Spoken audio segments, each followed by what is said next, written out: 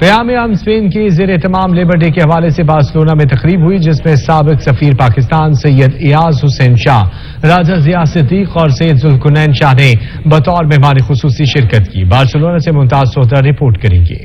Spain کے شہر Barcelona میں قیام امن اسپین کے زیر اہتمام لیبر ڈے کے حوالے سے تقریب منعقد کی گئی۔ تقریب کا آغاز تلاوت قرآن پاک و نعت رسول مقبول سے ہوا۔ مقررین نے اپنے مخصوص انداز میں مزدوروں کی جد و جہد کو سلام پیش کیا اور کہا کہ تاریخ کا اہم دن خود تاریخ ہوتا جا رہا ہے۔ آج کا دن دنیا کے کئی ممالک میں یوم مزدور کے طور پر منایا جاتا ہے، لیکن بدلتے حالات میں اس اہم دن کی اہمیت ختم ہوتی جا رہی ہے۔ جو لوگ یہاں پہ پہنچ گئے ان کے لیے وہ 3 سال جو ویٹنگ پیریڈ ہے وہ ختم ہو جانا چاہیے، تاکہ وہ لوگ یہاں پر جو پہنچ گئے ان کی جو ہی ان کی امپرادمنٹو یعنی رجسٹریشن ہو جاتی ہے تو وہ لوگ ٹیکس نیٹ کے اندر آ جائے، تاکہ یہاں کی گورنمنٹ کو بھی فائدہ ہو، سوسائٹی کو بھی فائدہ ہو اور ایکسپلائٹیشن سے بھی بچ جائے۔ مقررین کا کہنا تھا کہ 1 مئی دنیا بھر میں یوم مزدور ہے۔ مزدور کے علاوہ سب چھٹی منا رہے ہیں۔ دولت کے پجاری مزدور ڈے منا کر مزدور سے ہمدردی تو کرتے ہیں، مگر اس کے لیے کوئی بھی عملی اقدامات نہیں اٹھائے جاتے۔ مزدور 16 سے 18 گھنٹے ڈیوٹی کرتا ہے اور سرمایہ دار امیر سے امیر تر ہوتا جا رہا ہے۔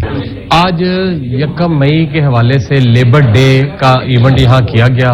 ہم نے خراج تحسین پیش کیا 1 مئی 1886 میں جو ڈیتھ ہوئی تھی لیبرز کی شکاگو میں، ان کو خراج تحسین پیش کیا۔ ان کی اس قربانی کی وجہ سے آج پوری دنیا میں 8 گھنٹے لیبر کے لیے کام الاؤ ہوا ہے۔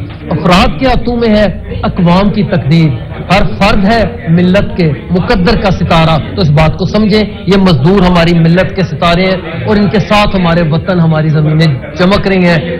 دولت کی تقسیم کا نظام جو اسلام نے دیا تھا، اسلام کے اپنے ماننے والے اس کو چھوڑ چکے ہیں۔ زکوٰۃ، بلا سود قرض، دوسرے کی بنا لالچ مدد، اگر آج بھی معاشرہ خود اپنا لے تو مزدور کی زندگی آسان ہو جائے۔